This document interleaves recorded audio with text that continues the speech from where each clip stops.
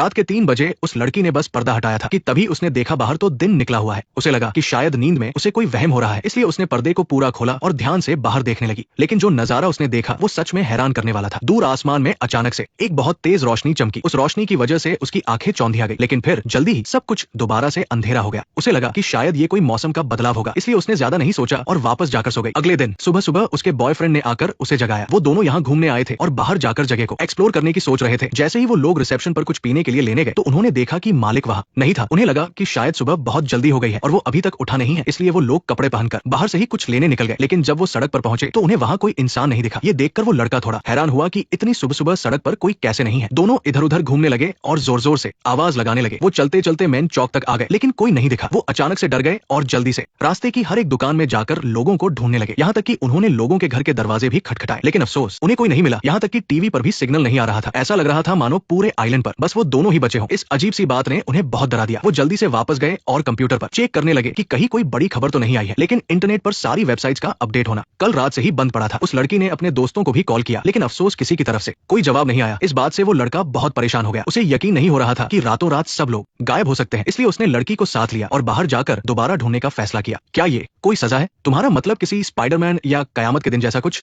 एक बार और ट्राई करो। आप जिस नंबर पर कॉल कर रहे हैं वो अभी जवाब नहीं दे रहा है, कृपया थोड़ी देर बाद कॉल करें। मैं कहना चाहता हूँ कि सब लोग अभी आइलैंड के पूर्वी हिस्से में गए हैं। मैं ये कहना चाहता हूँ कि तुम्हारी मम्मी शॉपिंग करने गई है। उन्होंने अपना फोन, पापा और बाकी सब लोगों की तरह ही साथ लिया है। मैं ये कहना चाहता हूँ कि ये ऐसा दूसरी बार हो रहा है। मैं बस ये कहना चाहता हूँ कि ये मेरा अब तक का सबसे लंबा सपना है, लेकिन मुझे नहीं पता कि क्या हो रहा है। कम से कम हम एक साथ तो है। प्लीज अपना आई मास्क पहन लो। तुम सब कहाँ चले गए थे? मुझे सोना है, मैं बहुत थक गया हूँ। सूरज ढलने वाला है, प्लीज अपनी आंखों को ढक लो। ठीक है बेब, चलो भी बेब, अब सो मत। उसे कुछ न कुछ खाना ही पड़ेगा। चलो जाकर ब्रेकफास्ट करते हैं। अच्छी बात ये थी कि वहाँ पर बहुत सारे सुपरमार्केट थे। वो दोनों अंदर गए और खाने की चीजों से भरी कई ट्रॉलियां निकाल लाए और फिर एक ऐसा आलीशान विला ढूंढा जिसे वो जिंदगी में कभी नहीं खरीद सकते थे और मजे से उसमें रहने लगे। उन्होंने अपनी बिंदास जिंदगी जीनी शुरू कर दी। लेकिन अफसोस ये खुशियां ज्यादा दिन नहीं टिक सकी। जब वो दोबारा सुपरमार्केट से सामान लेने गए तो वो लड़का मस्ती में कुछ नई हरकतें करने लगा। वो शॉपिंग कार्ट पर खड़ा होकर पूरे सुपरमार्केट में भागने लगा। तभी गलती से वो जमीन पर गिर पड़ा। उस लड़की ने आवाज सुनी और जाकर देखा तो शुक्र है कि बस उसके हाथ पर थोड़ी खरोंच आई थी, लेकिन इस बात ने उसे काफी डरा दिया था। लड़की ने उसे डांटते हुए कहा कि उसे इस तरह का पागलपन नहीं करना चाहिए, क्योंकि अगर उसे कोई गहरी चोट लग गई तो यहाँ उनका इलाज करने वाला भी कोई नहीं है। लेकिन लड़के को लगा वो बात का बतंगड़ बना रही है। इस बात पर दोनों की काफी बहस हुई और ये लड़ाई रात तक चलती रही। लड़के को पता था कि वो लड़की असल में उनकी सेफ्टी को लेकर ही परेशान हो रही है, इसलिए उसने उससे माफी मांगी और उसे समझाया। इस बात के खत्म होने पर उन्हें लगा था कि वो दोबारा अपनी जिंदगी आराम से जी सकेंगे, लेकिन उन्होंने ये नहीं सोचा था कि अगले दिन कुछ और डरावना होने वाला है। मेंटेनेंस करने वाला कोई न होने की वजह से बहुत जल्द घर का पानी आना बंद हो गया। इसका मतलब था कि अब उन्हें जिंदा रहने के लिए सिर्फ सुपरमार्केट के खाने पर निर्भर रहना होगा। लेकिन आखिर उन सब चीजों की भी एक एक्सपायरी डेट होती है। अगर ऐसा ही चलता रहा तो वो दोनों या तो प्यास से मर जाएंगे या फिर भूख से। इसलिए उन दोनों ने गाड़ी से आइलैंड के दूसरे हिस्से में जाने का फैसला किया, इस उम्मीद में कि शायद वहाँ उन्हें कोई और इंसान मिल जाए। पता नहीं वो कितनी दूर तक चलते रहे, पर आखिरकार रास्ते में उन्हें एक घर नजर आ ही गया। वो बहुत खूबसूरत था। वो एक रेलवे स्टेशन है। हाँ, क्या आप अंग्रेजी बोलते हैं? हाँ, मैं अंग्रेजी बोलता हूँ। मैं अंग्रेजी बोल सकता हूँ। और आप? तुमने कब से कुछ नहीं खाया है? तुम ठीक तो हो? आओ कुछ खा लो, यहाँ बैठो।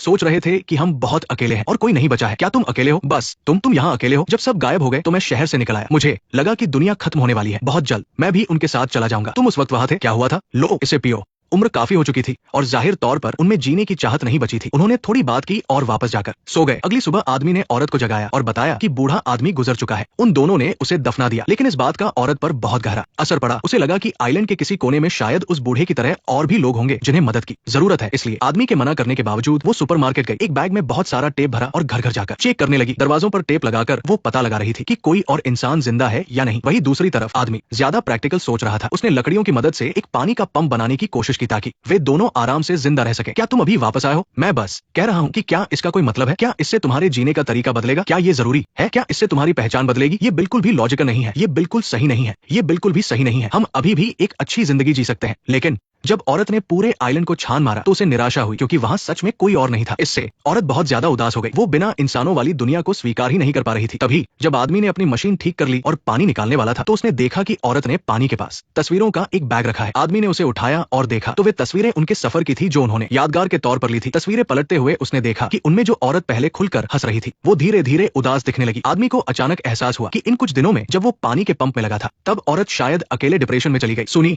ऐसा लगता है कि औरत आखिरकार इस दुनिया को स्वीकार नहीं कर पाई और उसने अपनी जान ले ली। अपनी मनपसंद औरत को इस तरह छोड़कर जाते देख आदमी पूरी तरह टूट गया। उसे समझ नहीं आ रहा था कि औरत ने हार क्यों मानी। भले ही दुनिया में सिर्फ वे दोनों बचे थे, फिर भी वे कम से कम एक दूसरे का सहारा बनकर जी तो सकते थे। अब वो आदमी बिल्कुल अकेला रह गया था और अब उसे हमेशा के लिए अकेलेपन का सामना करना था। इसके लिए बहुत हिम्मत की जरूरत थी, लेकिन फिर भी आदमी ने हार नहीं मानी। अपने दिल का दर्द छुपाते हुए वो अकेला ही गाड़ी चलाकर वहां से निकल गया, क्योंकि उसे पता था कि जब तक जिंदगी है तब तक उम्मीद है। नेक्स्ट पार्ट देखने के लिए वीडियो को लाइक करो।